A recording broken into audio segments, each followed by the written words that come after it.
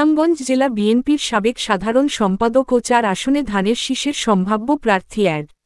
নুরুল ইসলামের নেতৃত্বে বিএনপির ৩১ দফার লিফলেট বিতরণ। সুনামগঞ্জ প্রতিনিধি। গত ১৩ জুলাই ২০২৩ তারিখে বাংলাদেশ জাতীয়তাবাদী দল বিএনপির ভারপ্রাপ্ত চেয়ারম্যান তারেক রহমান কর্তৃক জাতির সামনে রাষ্ট্র কাঠামো মেরামতের ৩১ দফা জাতির সামনে উপস্থাপনের অংশ হিসেবে সুনামগঞ্জে হাজারো নেতাকর্মীদের সাথে নিয়ে লিফলেট বিতরণ করা হয়।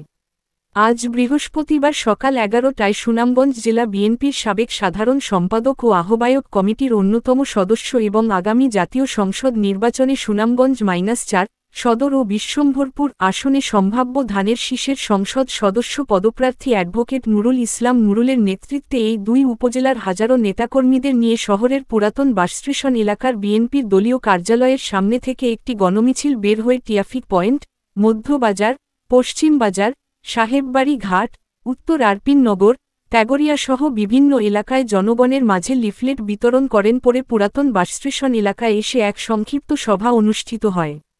পরে গণমাধ্যমকর্মীদের সামনে কথা বলেন সুনামগঞ্জ জেলা বিএনপির সাবেক সাধারণ সম্পাদক ও সুনামগঞ্জ ৪ সদর ও বিশ্বম্ভরপুর আসনে ধানের শীষের সম্ভাব্য পদপ্রার্থী অ্যাডভোকেট নুরুল ইসলাম নুরুল।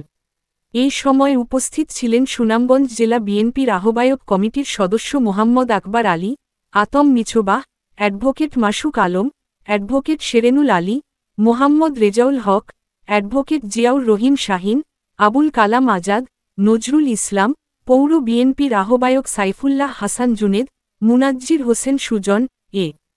হাফেজা ফেরদৌস রিপন, জেলা বিএনপির সদস্য ও সুনামগঞ্জ -২ দিরাই ও সাল্লা আসনে ধানের শীষের মনোনয়ন প্রত্যাশী বাবু অশোক তালুকদার, জেলা যুবদলের সিনিয়র সহ সভাপতি সোহেল আহমেদ, সাংগঠনিক সম্পাদক কামরুল হাসান রাজু, যুগ্ম সাধারণ সম্পাদক মমিনুল হক কালারচান প্রমুখ। সুনামগঞ্জ জেলা বিএনপির সাবেক সাধারণ সম্পাদক ও সুনামগঞ্জ -৪ সদর ও বিশ্বম্ভরপুর আসনে ধানের শীষের সম্ভাব্য সংসদ সদস্য পদপ্রার্থী অ্যাড. নুরুল ইসলাম নুরুল বলেছেন, দলের ভারপ্রাপ্ত চেয়ারম্যান তারেক রহমান কর্তৃক জনতার কল্যাণে ৩১ দফার মধ্যে রয়েছে জনগণের গণতান্ত্রিক অধিকার পুনঃপ্রতিষ্ঠার লক্ষ্যে সংবিধান সংস্কার কমিশন গঠন, সম্প্রীতিমূলক রাষ্ট্রসত্তা ও জাতীয় সমন্বয় কমিশন গঠন, অবাধ, সুষ্ঠু ও নিরপেক্ষ নির্বাচন অনুষ্ঠানের লক্ষ্যে নির্বাচনকালীন দল,